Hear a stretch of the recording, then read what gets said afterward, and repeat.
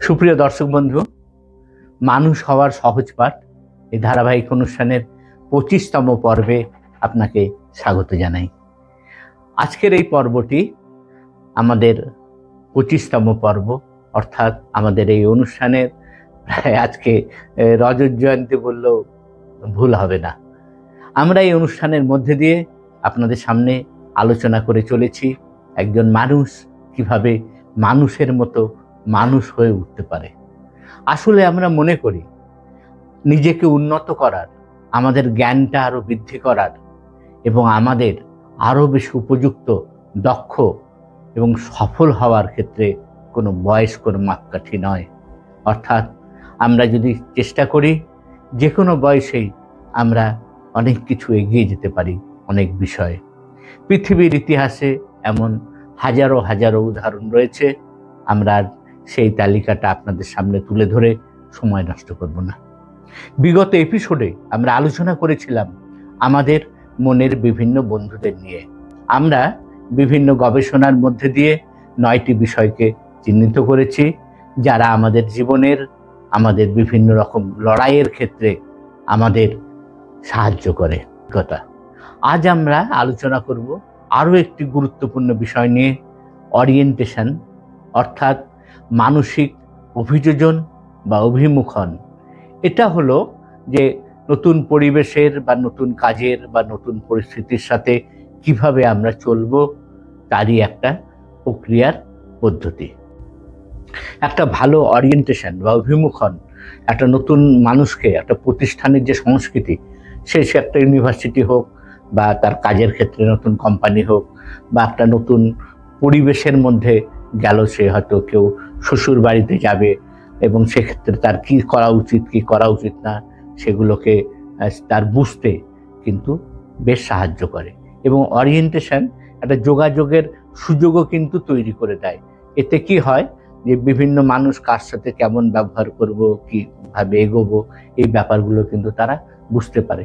এবং এটা কর্মী এবং শিক্ষার্থী যারা আছে তাদের দলগতভাবে, মানে ধরুন অনেকে মিলে কিভাবে কাজ করবে তার একটা মানসিকতাও কিন্তু তৈরি হয়। এবং সেই ক্ষেত্রে যারা বাণিজ্যিক সংস্থা আসুক বা শিক্ষা প্রতিষ্ঠান হোক, সেখানে বিভিন্ন রকমের কর্মশালা বা ওয়ার্কশপ হয়, সেখান থেকে তারা কিন্তু একটা ওরিয়েন্টেড হয়। আর প্রশ্ন জিজ্ঞাসার এই যে উত্তর পাওয়ার যদি সুযোগ থাকে আর কি জীবনের ক্ষেত্রে, যদি বাবা মা যদি তাদের ছেলে মেয়েদের সাথে তেমন একটু খোলামেলা থাকে যাতে তাদের বিভিন্ন প্রশ্নের তারা গুরুজনদের বা অভিভাবকদের করতে পারছে, তার উত্তরটা যদি আপনি সঠিকভাবে দেন তাহলে কিন্তু সে আরও বেশি মানিয়ে নিতে পারবে এবং তার মধ্যে দায়িত্ব এবং তার প্রত্যাশাটাও কতটা করা উচিত কতটা করা উচিত না সেগুলো কিন্তু পরিষ্কার হয়ে যাবে। যেমন আমাদের পরিবারের গড় আয় কত, সেটাও কিন্তু তাকে বোঝাতে হবে যে আমাদের এই পরিমাণ আয় হয় এবং এই পরিমাণ আমাদের ব্যয় হয় বিভিন্ন ক্ষেত্রে। তাহলে কিন্তু হঠাৎ করে আপনার ছেলে একটা ভালো আইফোন দাবি করার আগে সে কিন্তু নিজেই বুঝতে পারবে যে এটা তার দাবি করা উচিত কি উচিত না। এবং এই যে কমিউনিকেশন গ্যাপ, অনেকেই আমরা দেখবেন আমাদের পরিবারগুলোতে যেমন হয়, মানে সে যখন একটু বড় হয়ে গেছে, যুবকও হয়ে গেছে, আপনার মেয়ে যুবতী হয়ে গেছে, সেও কিন্তু জানে না যে তাদের পারিবারিক আয় কত, মাসিক আয় কত। এই বিষয়গুলো না জানার জন্য সে কিন্তু তার যে চাহিদা এবং তার যে স্বাদ বা তার যে সাধ্য, এর মধ্যে সে মেলবন্ধন ঘটাতে পারে না। এটা অভিভাবকদের কিন্তু এই বিষয়ে খুব সচেতন হতে হবে এবং সেটা কিন্তু প্রথম থেকেই হতে পারে।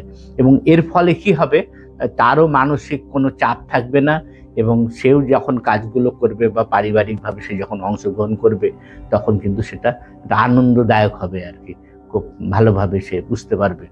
আরেকটা বিষয়, আপনি যে যে কাজগুলো করেন, যে কিছু, সেই ফুলের চারা লাগানো, ফুলের বাগান হতে পারে বা কোনো একটা কিছু অন্যরকম কাজ, সবসময় চেষ্টা করবেন আপনাদের যারা পরবর্তী প্রজন্ম আছে, আপনার ছেলে বা মেয়েকে আপনার সাথে ইনভলভ করার। এটা নয় যে একদিন ওই ফুল বাগানে জল দিলে বা গাছের গোড়া পরিষ্কার করলে তার পড়াশোনার বিরাট ক্ষতি হয়ে যাবে, তুমি বাবা এখন এসব করতে হবে না, তুমি মন দিয়ে পড়ো। তাতে কি হয়, তার এই কাজটাও যে তেমন সে শিখতে পারে না, তার সাথে পড়াশোনাটাও শিখতে পারে না। এই যে ইচ্ছা করবে আমাদের যে সমাজ ব্যবস্থা এবং আমাদের মধ্যবিত্ত বা উচ্চ মধ্যবিত্ত হলে তো কথাই নেই আর কি, তাদের যে রসদগুলো আছে সেগুলো কিন্তু বিভিন্ন কাজ করেও জীবনে উন্নতি করার পরিকাঠামো কিন্তু থাকে। আসলে আমরা অরিয়েন্টেশনের বিষয়ে মানে সেরকম খুব বেশি সচেতন হই বা না হই, জীবনের বিভিন্ন ক্ষেত্রে আমরা কিন্তু বিভিন্নভাবে অরিয়েন্টেড হই। অর্থাৎ কে কোন জায়গায় যাবে, কে কি করবে, কার ভাবনা কেমন হবে, সেগুলো কিন্তু আমাদের পারিপার্শ্বিক পরিবেশের মধ্যে দিয়ে আমরা কিন্তু সেটা বুঝতে পারি। যেমন ধরা যাক, আপনার বাড়ির সকলে বা আমাদের বাড়ির সকলে সবাই সকালবেলায় 6টার মধ্যে উঠে পড়ে। এমন যদি পরিস্থিতি হয় তাহলে কিন্তু যে ছেলেটা আজকে ছোট, সেও যখন একটু বড় হবে, মানে শৈশব থেকে হয়তো যখন কৈশোরে পৌঁছাবে, সেও কিন্তু দেখবেন আপনা আপনি সবাইকে দেখে সেও দেখবেন 6টার মধ্যে বা সকালবেলা ওঠা একটা অভ্যাস হবে। অর্থাৎ এই যে তাকে একটা নির্দিষ্ট বিষয়ে চালিত করা বা অভিমুখন করা, সেটা কিন্তু পরিবেশের বিরাট বড় ভূমিকা রয়েছে। এখন যদি দেখা যায় মা বাবা দুজনে মাঝে মাঝে এই মোবাইল নিয়ে খুঁতখুত করছে, আর বাচ্চাকে বলছে এই মোবাইল ধরো না, এখন পড়াশোনা করো, আমরা তো বড় হয়ে গেছি, তুমি তো এখনো ছোট আছো, তোমার এখন মন দিয়ে পড়তে হবে, এই ধরনের কথা যদি বাচ্চাকে বলেন, সে তখনই সেটা আত্মস্থ করবে যদি সেই আচরণটা বড়দের মধ্যে তারা দেখতে পায়। অর্থাৎ আপনাকেও বেশ কিছুটা সংযত হতে হবে।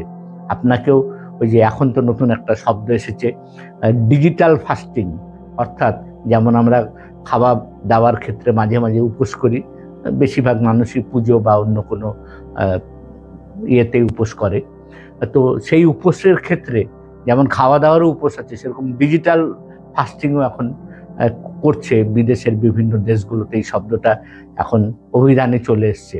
অর্থাৎ আপনাকেও ঠিক করতে হবে, ধরুন কোন কোন সময় আপনি মোবাইলটা ব্যবহার করবেন বা কোন সময় আপনি করবেন না। তো এইগুলোর মধ্যে দিয়ে বাচ্চারা কিন্তু অরিয়েন্টেড হয়, এবং কর্মক্ষেত্রে এই অরিয়েন্টেশন কিন্তু তাদের যে কর্মীদের যারা রয়েছে তাদেরকে নিয়ম, তাদের নীতি এবং তাদের পরিকাঠামো বোঝানোর ক্ষেত্রেও কিন্তু একটা সহায়তা করে।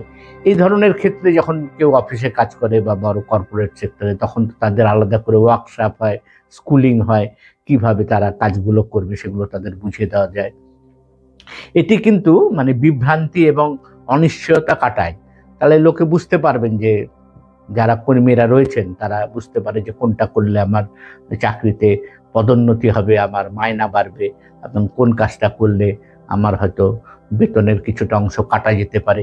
এই যে বিষয়গুলো, সেগুলো তাদেরকে অরিয়েন্টেশনের মধ্যে দিয়ে তাদেরকে বুঝিয়ে দেওয়া হয়, এবং অরিয়েন্টেশনের মাধ্যমে মানুষ জানেন কাদের সঙ্গে কাজ করতে হবে, কি ধরনের কাজ করতে হবে। একটা ধরুন আপনি কোনো কোম্পানিতে কাজ করেন, আপনার ক্রেতার সাথে কি কাজ করতে হবে যারা আপনাদের প্রোডাক্টটা কিনছে, এবং ধরুন আপনি কোনো একটা বিক্রেতা, কেউ বিক্রি করতে আপনার কাছে এসছে, তার সাথে কি ব্যবহার করতে হবে, এগুলো শিখতে হবে। এটা তো গেল ব্যবসা বাণিজ্যের বিষয়। আমাদের যে পারিপার্শ্বিক পরিমণ্ডল আছে সেখানেও কিন্তু আমাদের সামাজিক পরিমণ্ডল বা সাংসারিক পরিমণ্ডল, সেখানেও কিন্তু একটা অরিয়েন্টেশনের প্রোগ্রাম চলে, এবং সেই অরিয়েন্টেশনের প্রোগ্রামটা কিন্তু বিশেষত যে কথাটা বলছিলাম, যারা শিশু বা যারা কিশোর বা যারা যুবক বা যুবতী, তারা কিন্তু আশেপাশের বিভিন্ন বিষয়ের আচরণগুলো দেখায় আর কি। যেমন আমি বললাম, এই ঠিক আছে আজকে তুমি স্কুলে যাও, আজকে তোমার ঠাম্মার অসুখ হয়েছে, তোমার ওটা তোমার ভাবতে হবে না। তাকে আমি জোর করে তার স্কুলে পাঠিয়ে দিলাম। সে হয়তো ঠাম্মার একটু সেবা শুশ্রূষা করার বাসনা হয়েছিল, এবং পরবর্তীকালে যেটা হবে, সে যখন জানলো যে ঠাম্মার অসুস্থতা বা তার সেবা করার দরকার নেই, সে কিন্তু যখন আপনি অসুস্থ হবেন আপনার সাথেও কিন্তু সে সেই বিষয়টাকে, সে তার ব্যক্তিগত লাভ লোকসানটাকে বেশি গুরুত্ব দেবে আপনার এই কষ্ট থেকে। তো তাই আপনাদের এই অরিয়েন্টেশনের বিষয়গুলো খুব মনোযোগের সাথেই প্রথম দিক থেকে কিন্তু ভাবতে হবে আর কি। আর এই যে মানুষ হওয়ার সহজ পাঠ, এটা আমাদের করার উদ্দেশ্য এই কারণেই, কারণ এই ধরনের বিষয়গুলোকে আমরা পাঠ্যসূচিতে পাই না, বারবার যে কথাটা বলছি। তাই এই বিষয়ে সুষ্ঠু চিন্তা করা বা একটা সুন্দরভাবে এগিয়ে যাওয়া, সেটা কিন্তু আমাদের অনেকের ক্ষেত্রেই এই বিষয়ে স্বচ্ছ ধারণা নেই। আমরা হয়তো বললাম, বাবা তুমি মানুষের মতো মানুষ হও, বড় হয়ে মানুষ হও, কিন্তু একটা মানুষের মতন মানুষ হতে গেলে কি কি উপাদান বা কোন কোন বিষয়গুলিতে আমাদের নজর রাখতে হবে, সেটা আমাদের যে দৈনন্দিন যে সমাজ ব্যবস্থা বা পাঠ্যক্রম তা আমাদের শেখায় না। তাই আমরা কোমর বেঁধেছি বন্ধু, এই মানুষ হওয়ার সহজ পাঠ এই ধারাবাহিক অনুষ্ঠানের মধ্যে দিয়ে আমরা আপনাদের কাছে যেতে চাই। আপনারাও সাথে থাকুন, আপনাদের মতামত আমাদের কমেন্টস বক্সে জানান, আমাদের এই পেজটিকে লাইক করুন, আমাদের চ্যানেলটিকে সাবস্ক্রাইব করুন, বেল আইকনে ক্লিক করুন, আমাদের সাথে থাকুন, পাশে থাকুন বন্ধু।